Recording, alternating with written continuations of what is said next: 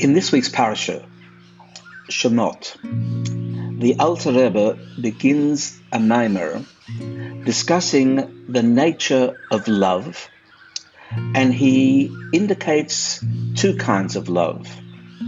A love that's based on reason, a reasonable love. Ava shenimshecha mita'am, a love that is drawn from reason. And then he also refers to an ava me'odecha, the love that stems from the word we say in the Shema, b'chol levavecha, b'chol nafshecha, or b'chol me'odecha, which means an utterly selfless love. And he explains the difference between the two. If there's a reason why we love something, you may love the chocolate ice cream because it gives you a sugar hit. You've got a reason why to love it. Or you love your boss because your employer provides you with an income if he or she is lovable. In other words, there are sometimes reasons for our love, and I dare say that's mostly the case. What about a selfless love? Is it possible to love purely selflessly, with no aspect of self involved whatsoever?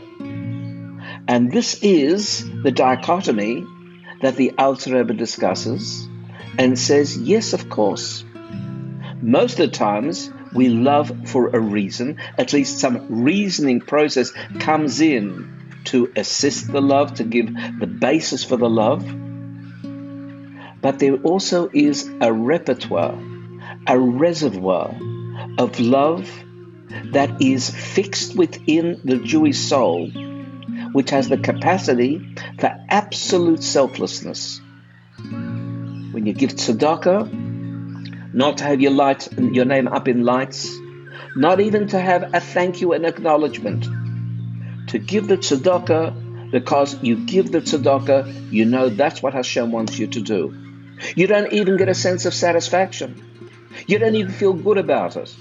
Now, admittedly, this is a very high level of expression of ahava, of love. And yet the Alter Rebbe says we all possess ahava of me'odecha, of the me'od. And we're going to do a little meditative exercise that will perhaps allow us to tap into that deep reservoir which we possess because it's part of our nefesh elokit.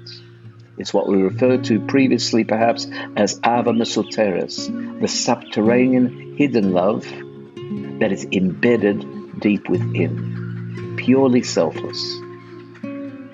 So gently close your eyes and just focus on your breath for a moment, breathing in through your nose and breathing out through your nose.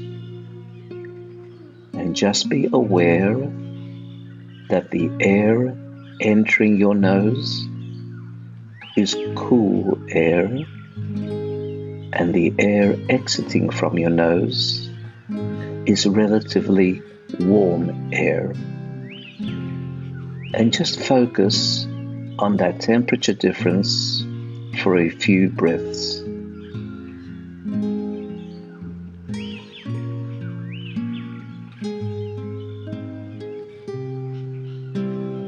Now bring to mind something that you love. It may be a food, it may be an activity, it may be chocolate, it may be watching the football game, it may be the act of cooking, it might even be a mitzvah. Just choose one. And now ask yourself, why do you love that? And inevitably, you'll give yourself good reasons, legitimate reasons, meaningful reasons. And and yet reasons.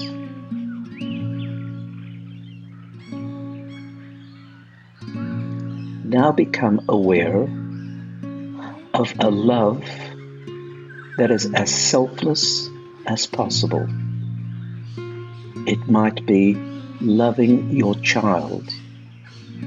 It might be loving your spouse.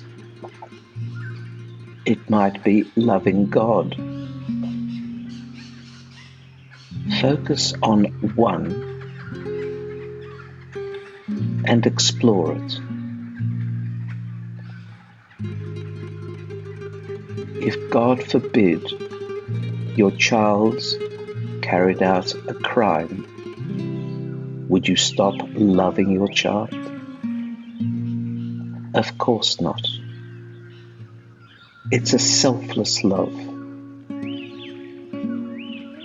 Do you sometimes fall into the trap of loving your child because your child has achieved something and this reflects on you positively? That's no longer a moment of selfless love. You're getting something out of it. The selfless love is the love for which no reason can take it away. Me'otecha, loving God selflessly, loving others selflessly. You have that capacity.